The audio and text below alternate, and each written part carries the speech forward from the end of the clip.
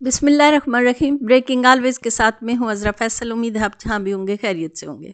पाकिस्तान की सरजमीन ने दहशतगर्दी के कई भयानक वाक़यात देखे हैं, लेकिन कुछ हादसात ऐसे होते हैं जो हमारी इज्तिमाई याददाश्त में हमेशा के लिए नक्श हो जाते हैं। जाफर एक्सप्रेस पर होने वाला दहशतगर्द हमला इन्हीं अलमनाक सानियात में से एक है, जिसने न सिर्फ मुसाफिरों की ज़िंदगियों को उलट पलट कर रख दिया, बल्कि हमारे निज़ाम सलामती पर भी गहरे सवालात छोड़ दिए हैं। खौफ व दहशत की वो रात, कोयटा से पेशावर जाने वाली जाफर एक्सप्रेस को जब दहशतगर्दों ने रोका तो मुसाफिरों के लिए वो लम्हा किसी क़यामत से कम न था। हमलावर खुदकश जैकेट से लैस थे और उनके हाथों में जदीद असला था। उन्होंने सफाकी के साथ ट्रेन में मौजूद मुसाफिरों की शनाख्त की बुनियाद पर तकसीम किया। पंजाबी, सिंधी, बलोची, पश्तून और सबसे बढ़कर फ़ौज और एफसी के एहलकारों को अलग कर दिया गया। हमले में बच जाने वाले मुसाफिर महबूब हुसैन की कहानी दिल को चीर देने वाली है। उन्होंने बताया कि एक शख्स अपनी 5 बेटियों को वास्ता देता रहा, लेकिन सफाक दहशतगर्दों के दिल में कोई नरमी न आई और उन्होंने उसे गोली मार दी। ये वाक़या हमें याद दिलाता है कि दहशतगर्दी की जंग में सबसे बड़ा नुकसान इंसानियत का होता है। जब किसी बाप की आंखों के सामने उसकी ज़िंदगी छीन ली जाए, जब माँ अपने बच्चे को ढूंढती रह जाए, तो वो दर्द किसी भी माशरे के लिए नाकाबिले बर्दाश्त होता है। इस अंधेरे में रोशनी की किरण वो बहादुर जवान थे जिन्होंने अपनी जान हथेली पर कर मुसाफिरों को बचाने की कोशिश की।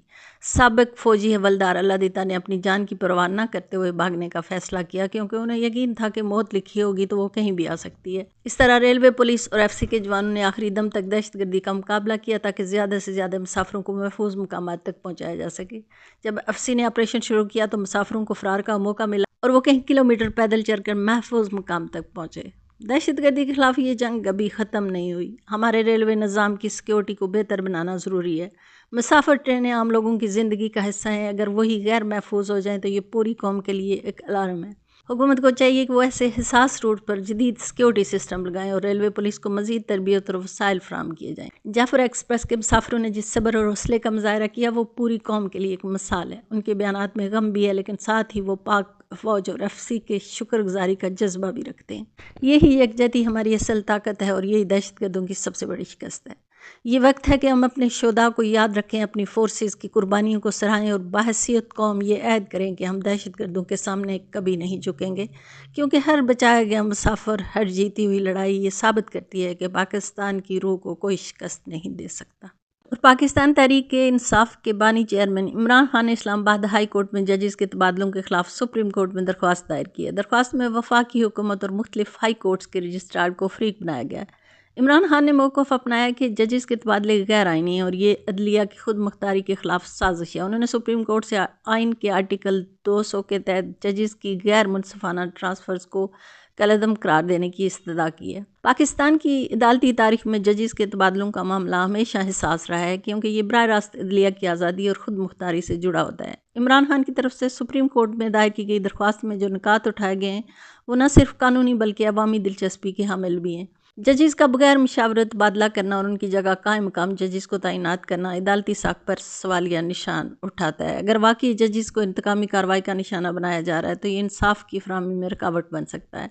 आइन का आर्टिकल 200 जजेस के तबादलों के हवाले से वाज़ेह रहनुमाई फराहम करता है, जिसके खिलाफ वर्जी अदलिया की आज़ादी के लिए ख़तरा बन सकती है। ऐसे में सुप्रीम कोर्ट की जिम्मेदारी है कि वह अपनी अदलिया की खुद मुख्तारी को यकीन बनाने के लिए मौसर इक़दाम करे और जजेस के तबादलों के अमल को शफाफ और गैर जानबदार बनाने के लिए वाज़ेह उसूल वाज़ेह करे। ये मामला सिर्फ सियासी नहीं बल्कि इदारा जाती भी है।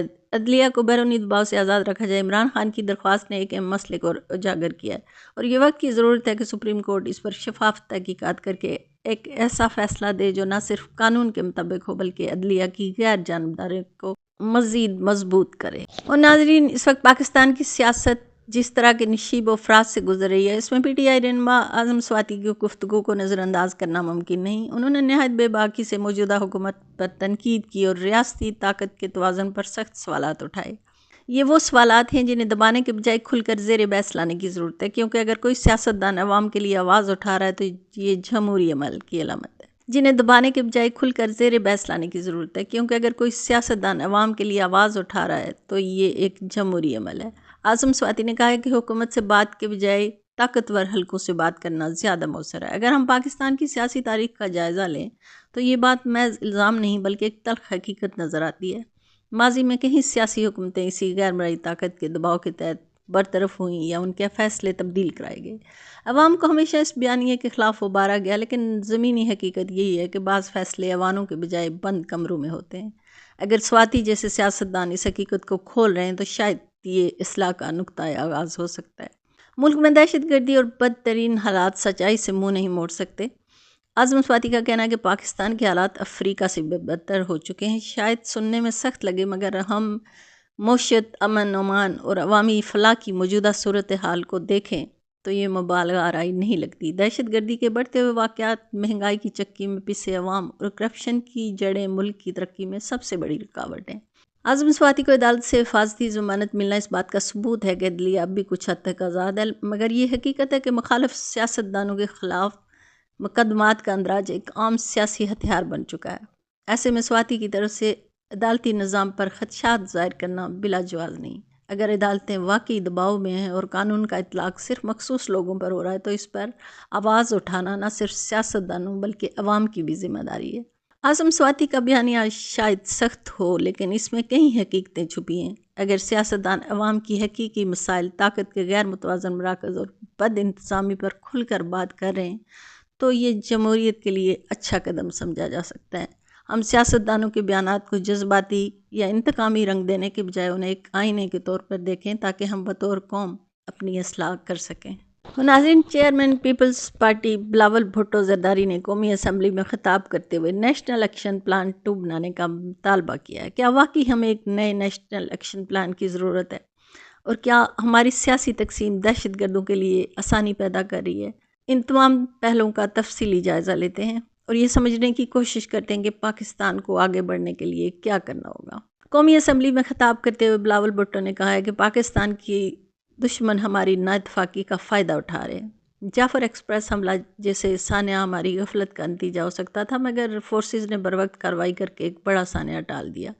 ماضی میں نیشنل ایکشن پلان کے ذریعے دہشت گردوں کی کمر توڑ دی گئی تھی مگر آج ہم دوبارہ اسی خطرے کی طرف بڑھ رہے ہیں۔ بلاول بھٹو کا کہنا تھا کہ ہمیں ایک نیا نیشنل ایکشن پلان بنانا ہوگا تاکہ دہشت گردی کے اس تازہ لہر کو روک سکے۔ انہوں نے خبردار کیا کہ اگر بلوچستان میں جاری بے چینی کو سیاسی حل کے ذریعے کنٹرول نہ کیا گیا تو یہ آگ پہلے پورے پاکستان اور پھر عالمی سطح پر پھیل سکتی ہے۔ پاکستان نے سانحہ APC کے بعد جس اتحاد کے ساتھ دہشت گردوں کا صفایا کیا تھا وہ آج ہمیں کہیں نظر نہیں آ رہا۔ سیاسی جماعتیں آپس کی چپکلش میں الجھی ہوئی ہیں جس کا فائدہ دہشت گرد اور ان کے پیچھے چھپی بین الاقوامی طاقتیں اٹھا رہی ہیں۔ بلاول بھٹو کا یہ کہنا کہ دہشت گردوں کا کوئی مذہب، کوئی نظریہ نہیں ہوتا، بالکل درست ہے۔ یہ گروہ صرف خون ریزی، خوف اور عدم استحکام کے ذریعے پاکستان کو اندر سے کھوکھلا کرنا چاہتے ہیں۔ بلوچستان میں علیحدگی پسند گروپ ہوں یا مذہبی شدت پسند تنظیمیں، ان سب کا مقصد ایک ہی ہے، پاکستان کو ترقی کے راستے سے ہٹانا۔ پہلا نیشنل ایکشن پلان سانحہ APC کے بعد بنایا گیا تھا جس نے دہشت گردوں کے نیٹ ورک کو کافی حد تک توڑ دیا تھا، لیکن جیسے جیسے سیاسی عدم استحکام بڑھا ویسے ہی دہشت گردی نے دوبارہ سر اٹھانا شروع کر دیا۔ اگر نیشنل ایکشن پلان 2 بنایا جاتا ہے تو اس میں کن چیزوں پر فوکس کرنا چاہیے؟ انٹیلیجنس شیئرنگ کو مزید مضبوط بنانا ہوگا، پولیس ریفارمز لانی ہوں گی تاکہ مقامی سطح پر دہشت گردوں کے نیٹ ورکس کا پتہ چلایا جا سکے، درسہ اصلاحات کے ذریعے انتہا پسند نظریات کے خلاف کام کرنا ہوگا، بین الاقوامی سفارتکاری کو مؤثر بنانا ہوگا تاکہ دہشت گردوں کی فنڈنگ روکنے کے لیے عالمی دباؤ ڈالا جا سکے۔ بلاول بھٹو نے کہا کہ ہماری سیاسی تقسیم دہشت گردوں کے لیے سب سے بڑی طاقت بن چکی ہے۔ ماضی میں جب سیاستدان ایک دوسرے کے ساتھ کھڑے ہوئے تو ہم نے دہشت گردوں کو شکست دی، لیکن آج ہم اپنی ذاتی انا کی لڑائیوں میں اس قدر الجھ گئے ہیں کہ قومی سلامتی جیسے اہم مسئلے پر بھی متفق نہیں ہو پا رہے۔ اگر سیاستدانوں نے اب بھی ہوش کے ناخن نہ لیے تو ایک مشترکہ حکمت عملی نہ بنائی تو ہم اپنے ماضی کی کامیابیاں کھو بیٹھیں گے اور شاید قوم کو اس کی قیمت پھر بے گناہ جانوں کی صورت میں چکانی پڑے۔ پاکستان نے پہلے بھی دہشت گردی کو شکست دی تھی اور اگر ہم متحد ہو جائیں اور دوبارہ ایسا کر سکتے ہیں۔ بلاول بھٹو کا نیشنل ایکشن پلان 2 کا مطالبہ وقت کی اہم ضرورت ہے۔ اگر اسے سنجیدگی سے نہ لیا گیا تو شاید ہم ایک اور سانحے کا انتظار کر رہے ہوں گے۔ آپ کا کیا خیال ہے؟ کیا نیشنل ایکشن پلان 2 وقت کی ضرورت ہے اور کیا ہمارے سیاستدان ایک بار پھر دہشت گردی کے خلاف متحد ہو سکتے ہیں؟ اپنی رائے کمنٹس میں ضرور دیں اور اگر ویڈیو پسند آئے تو چینل کو ضرور سبسکرائب کر دیں۔ اجازت چاہوں گی، جہاں رہیں خوش رہیں، اللہ نگہبان، پاکستان زندہ باد۔